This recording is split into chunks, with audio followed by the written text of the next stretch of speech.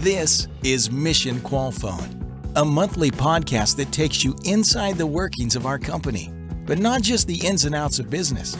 We look at the ideas and insights that make Qualfon truly unique.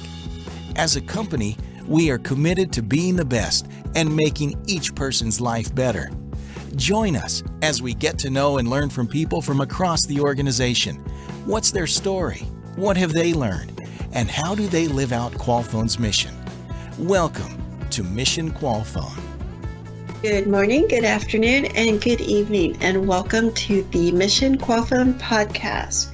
Hi, Jeremy. Hi, Marisol. This is a very special episode for a couple reasons. Well, yeah, you're not in the interview. Yeah, that's one thing that makes it special. Yes. No, I'm teasing you. It's special for a lot of reasons for our guest. We went outside of our Qualfon employees, outside of our peers and coworkers and the executive suite. We went to speak to someone from the Office of the President of Guyana. Yes, our guest is Minister Singh, and as you mentioned, he's the senior minister in the Office of the President with responsibility for finance. And it's a really interesting conversation. It really is. And there's like a couple words in his title alone that give me anxiety. So it was kind of nerve-wracking to do this without you. And, I tease you that you weren't there, but you weren't there because you were actually doing your job. Yes, I was. I had an opportunity to do a class for a group in the Philippines. They have kind of monthly training that they call New Normal Leadership. And so they have different guests every month. And so I had an opportunity to be their guest. And so I had to bow out on this interview, which sounds like it was really interesting to do that New Normal Leadership. It was very interesting. If you haven't listened to episode 14 of our podcast, where we did an introduction to Guyana, we had three guests from our company: Sherman Welcome, Raul Tony, and Luana Prasad. And she actually joined. She was the one that coordinated the interview, and we had a specific time to do the interview, and that's why we weren't able to coordinate it with you. Mm-hmm. But she was so graceful to step in and co-host the podcast with me. Could you just imagine? This is not something you do normally, and you're like, "Hey, I need you to co-host." Yeah. And she came in, she did it gracefully, and it was a really, I thought it was a very interesting interview. I love the history of this industry and to learn about it from different perspectives. Well, let's hop in and hear this interview. Here's Marisol's interview, joined by Luana with Dr. Singh. Well, with that, I am super excited. Luana, would you like to introduce our very honored and distinguished guest? Thank you, Marisol. Today, we're very fortunate to have Senior Minister in the Office of the President with responsibility for finance, the Honorable Dr. Ashni Singh, joining us for today's podcast. Minister, thank you for joining us, and we're truly honored by your presence. Thank you very much, Luana, and thank you very much, Marisol. It's a great pleasure for me to be able to join you on this podcast. I have to be honest, I'm a little nervous. I have not actually interviewed a dignitary, so this is a first for me. I have to ask the first question. How do you get to your role in life? How did you become such an important member of your government and get to Minister of Finance? How does that happen? Because there's only so many people in the world that reach that level. Well, thanks a lot, Marisol. Let me say very clearly that I don't necessarily see myself. I don't particularly see myself as an important person. I mean, it is, of course, a huge privilege to serve as finance minister of one's country. And that applies to any country and indeed any finance minister around the world.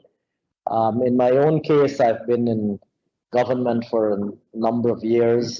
This is, in fact, my third term in this portfolio. I did one term from 2006 to 11. I did a second term from 2011 to 15. Then we were out of government from 2015 to 2020. and I'm now doing my third term from 2020 going forward. But I've been in government and in the public sector and the public finance space in many different capacities over the years. But like I said, I don't consider, notwithstanding that it's a huge privilege to serve as finance minister of one's country, I see myself more as a public servant, a servant of the people of Guyana more than anything else. Thank you very much. I love the word servant because I feel that that's something that aligns very much with Qualfon's mentality and DNA and how we try to service our clients and our customers. I have not had the privilege of visiting Guyana as of yet. I would have pre-pandemic, but it hasn't occurred yet. And I would just love to hear from you what makes Guyana so special. Sure. So there is so much that makes Guyana special that, to be honest with you, we could quite easily spend the whole of this conversation speaking about that. And I will just highlight a few particular elements of what makes Guyana special. I will broadly organize them around, a few particular themes. First of all, and I'm kind of thinking about what would be the things that would be most relevant for your audience. First of all, there's a lot that is unique about Guyana regarding its history and culture. We are geographically on mainland South America, so we are just to the north of Brazil. Our neighbors to the south would be Brazil, to the west, Venezuela, and to the east, Suriname. So we are on the north or northeastern coast of mainland South America. However, while one would associate South America and Latin America more generally with the large and extremely talented Spanish and Portuguese speaking populations, Guyana, in fact, is an English speaking country. So on mainland South America, we are the only English speaking country. So that's the first thing that makes us quite unique. We're the only English speaking country on mainland South America. Secondly, we're a little bit of a puzzle, I guess, for people who study our geographical location, because historically and politically and economically, we've been associated more with the islands of the Caribbean, largely because we were a British colony until 1966, like Trinidad and Tobago, Barbados, Jamaica, and the other English-speaking islands of the Caribbean. So our history associates us more with the English-speaking islands of the Caribbean because we were all colonies of the United Kingdom until the 1960s. But at the same time, geographically and physically, we are not, in fact, an island in the Caribbean Sea. We are, in fact, like I said earlier, on mainland South America. That's a second thing that is unique about Guyana. Thirdly, I would say that we have a remarkably diverse economy, which distinguishes us from most other countries. So we've just become an oil and gas producer. And so we have a large and rapidly growing oil and gas sector. But at the same time, we are a heavily forested country. So we are making a very large contribution to the global effort against climate change by virtue of our standing forests. We have a large and dynamic agriculture sector. We have a large and dynamic services sector, all of which are poised for very rapid growth, including, of course, the business process outsourcing sector, which you and your audience would be particularly interested in. Fourthly, from an economic standpoint, we are unique, or we stand out relative to much of the rest of the world, because while in recent years the rest of the world has really struggled because of, first and foremost, of course, the COVID-19 pandemic, Guyana has in fact been able, notwithstanding the devastating impact of the COVID-19 pandemic, we've been able to continue to grow our economy, continue to diversify our economy, and to continue through, particularly in the last year and a half or so, we've been able to implement, since the government of which I'm a part of, since we resumed office in August 2020, we've been able to implement a number of policies which have positioned Guyana for very rapid economic growth. at a time when the rest of the world and the rest of our hemisphere, our region and sub-region, at a time when most countries are facing very, very severe economic challenges and difficulties. Don't get me wrong, we do face, of course, our fair share of economic challenges. We're battling with COVID-19 just like everybody else, but we've also been able to achieve very strong economic growth in recent years. So, I could go on, but I will stop there. There really is a lot that makes Guyana very unique, and in particular very unique and very interesting from the standpoint of persons investing in or working with the BPO sector. Honorable Minister, there is no doubt that Guyana is now in a transformative era. Why is Guyana an ideal destination for investment? Would you tell our listeners? Sure, certainly. We have, like I mentioned, we were in government previously until 2015 for a number of years. And during that period, we had worked very hard to put in place the conditions that would be necessary for Guyana to be an attractive destination for investment. That work, of course, got interrupted during the 5 years that we were out of office. But since our return to office in 2020, we've resumed that work. And I want to highlight just a few elements of what that effort to make Guyana an attractive destination for investment. I want to highlight just a few aspects of what that effort involves. First of all, most investors, whether foreign direct investors, international investors looking to invest in a particular country, or even domestic investors looking to establish a business or expand their business in the country in which they are domiciled, most investors, first of all, look at the general political conditions, and in particular look for political stability. They want to know that they're investing in a country that is peaceful and stable, that is not a dictatorship, or doesn't is not involved in major conflicts with its neighbors, or is not a conflict zone, is not a middle of a war or anything like that, will not deteriorate into a dictatorship, respects constitutionality and the rule of law, ensures basic safety and security. So the general political and security environment, and in particular respect for the Constitution and respect for constitutionality, respect for the rule of law and the political environment.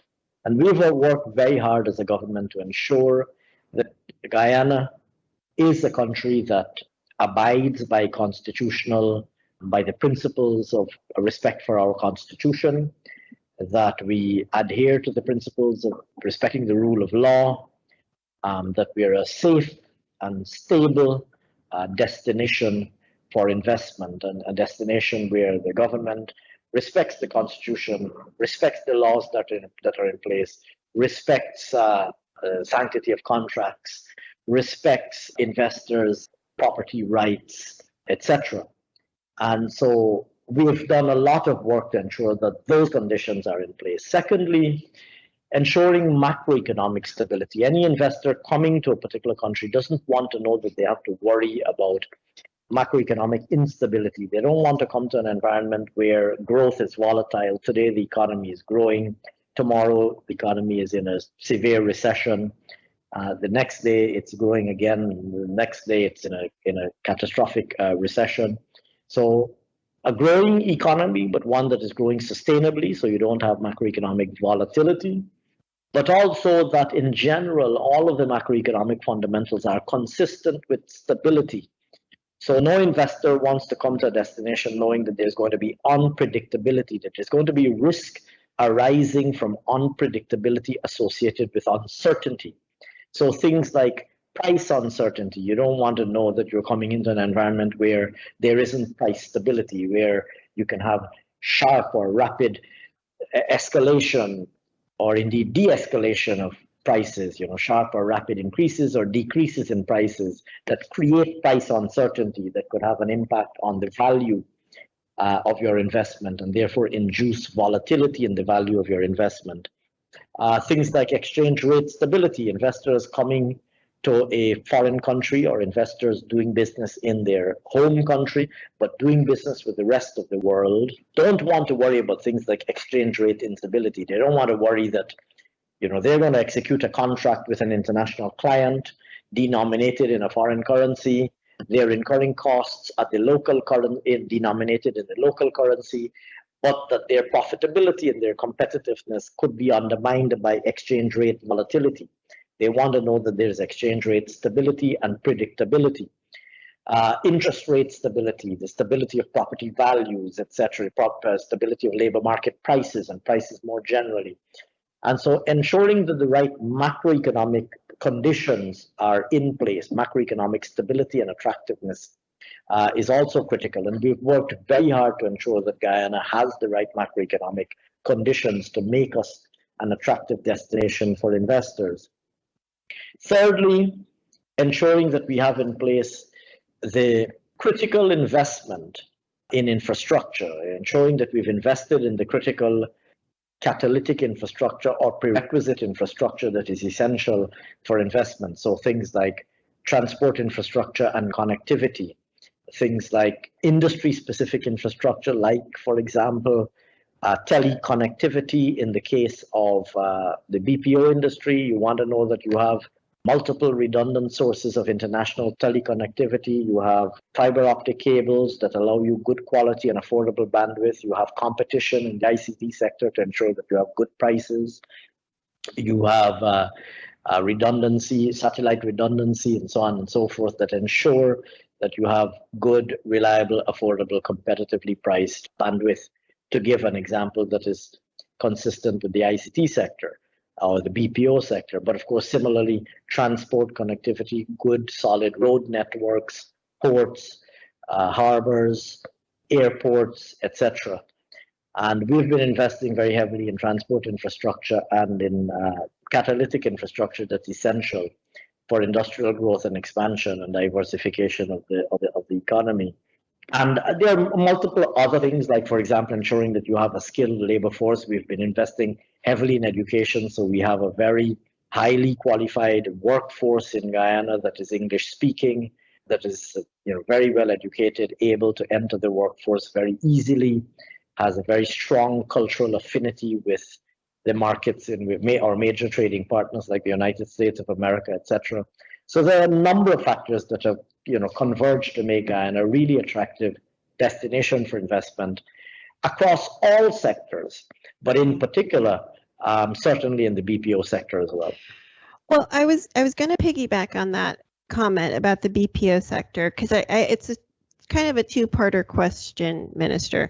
The first one is I'm always really interested in how different countries perceive the BPO industry, because from country to country, even here where I am in the United States, everyone has a very unique perception of the BPO industry. So I was wondering how it's perceived in Guyana.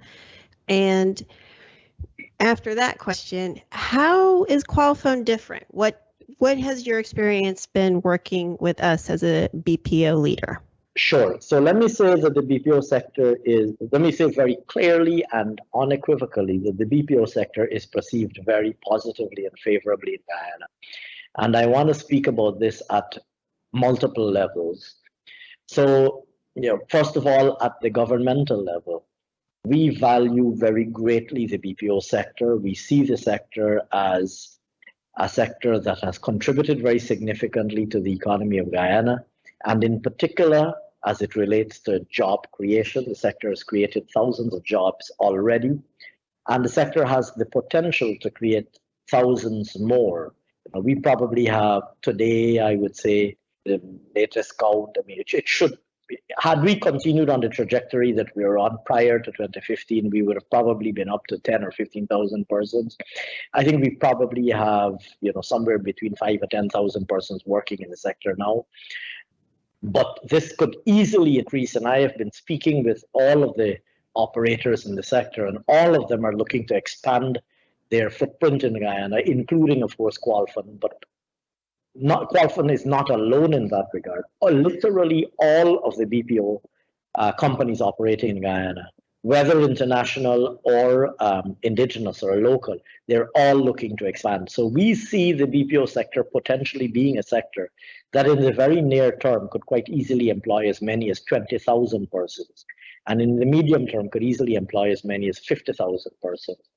So at the governmental level, we value very greatly the contribution made by the sector, in particular the jobs created by the sector. More broadly, I would say that even amongst the population, there's a very strong appreciation for the sector because, for exactly the same reason that government values the contribution made by the sector, the citizens at large have seen how the sector has impacted on economic life, not only at the macro level, but also at the individual community and individual household level. So given the number of jobs that the sector has created, and given the fact that so many of the BPO companies in Guyana have also demonstrated that they're good corporate citizens and have also demonstrated that they have very good, that they discharge their responsibilities as good corporate citizens in the community. You know, a number of these companies have very good community-based programs. They provide a lot of benefits to their employees that otherwise, these employees might not be able to access. You know, their corporate social responsibility has been very strong. And so, you know, at the general citizenry level, at the level of the general citizen of Guyana, the sector is regarded very positively too. And, you know, what is very interesting about the BPO sector, and I don't think this story is really told as, I don't think this story has the kind of profile that it deserves. We have a number of examples of people in Guyana who started out as agents or, you know, call operators, literally people working on a computer, taking calls or answering calls and working at their workstation. They started out as agents in a call center. And we have many, many examples of such persons who began their career as an agent and have now gone on to occupy positions of tremendous seniority, including as team leaders, including as managers, including as country managers, including as owners and entrepreneurs setting up their own call centers. And I can think of multiple examples. I can think of examples of persons who started out as an agent and became a country manager for multinational call centers. I can think of persons who started out as an agent and ended up owning their own call center. I can think of persons who started out as an agent and ended up being senior management in multinational call centers operating in Guyana.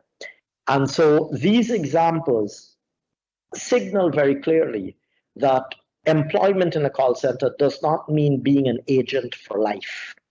If you have personal aptitude and commitment and you're willing to work hard and you're willing to learn, this can in fact be a career with tremendous upward mobility.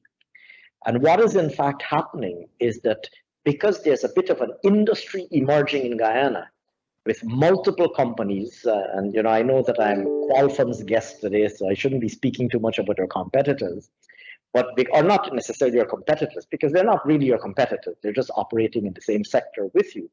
But because there's multiple other BPO companies operating in Guyana alongside Qualfon, what's happening is people have not only upward mobility, but this upward mobility also manifests itself through lateral movement. So you now have persons moving from being an agent in one BPO company to becoming a supervisor in another BPO company, to becoming a manager in another BPO company. And so there are opportunities for upward mobility and there are opportunities for lateral mobility as one seeks this upward mobility. And of course, some people start out in a BPO company and then they move on to do other things. I've had people move on from the sector, to go work in the public sector. I've had people in my own ministry who started out their careers as an agent or started out their career as an agent in a BPO company and then, ended up working and progressing and advancing in the public sector, in the Ministry of Finance.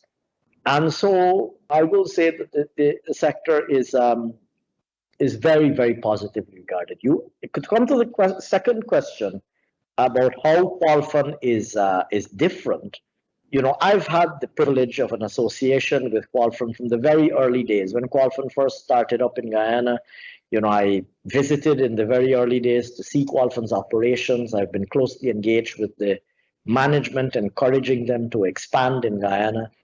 I would like to see them expand even more, and I've been, urging the company to expand its footprint in Guyana because I want them to create even more jobs in Guyana. So I've been able to observe Qualfon's entry into Guyana and growth into Guyana, and I wouldn't say that I know the company like an insider. Obviously, I don't, but I think I know the company a little bit more than a complete stranger. And I will say this, that to begin with, we were happy to welcome Qualfon because you were and are an international company with operations in multiple locations. So Qualfon had operations at the time you came into Guyana. You already had operations, I think, in Mexico. You had operations in the Philippines. And so Qualfon came to Guyana as a company that already had operations around the world, had a global footprint, complied with international standards, including, of course, first world standards. You were operating in the United States of America in a highly sophisticated market. And so Qualfon brought to Guyana the best of its global experience in establishing and in growing its Guyana operations. And what that has allowed for is an employer. Qualfon is now in Guyana an employer that embraces international standards, has created an environment that is comparable to any internationally. And so that international footprint, the wide international footprint that you have, I would say certainly allows you to stand apart from many of the other companies operating in Guyana.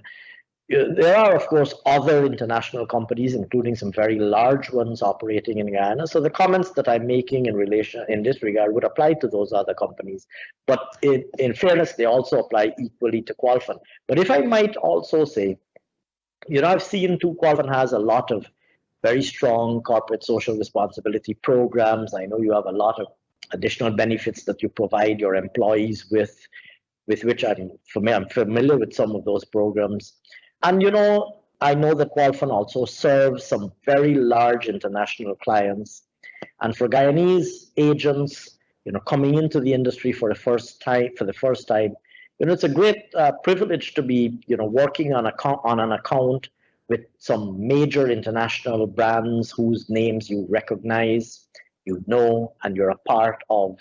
You really are a part of a company. A person coming into Qualfon, working on a big international account, can see themselves serving a major international client whose name they would have known and who they would never have dared to imagine, or perhaps they might never have thought that they might have been working for, even if through a contractual arrangement, working for some of these big international companies, which is really a great experience for a young agent coming into the company or coming into the industry.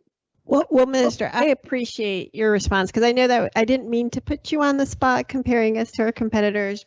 I know that Guyana has become a destination spot for all of us, and we're all grateful to all the agents and all the support staff of Guyana that helps, as you mentioned. I can't even put a number to how many transactions take place from your beautiful country.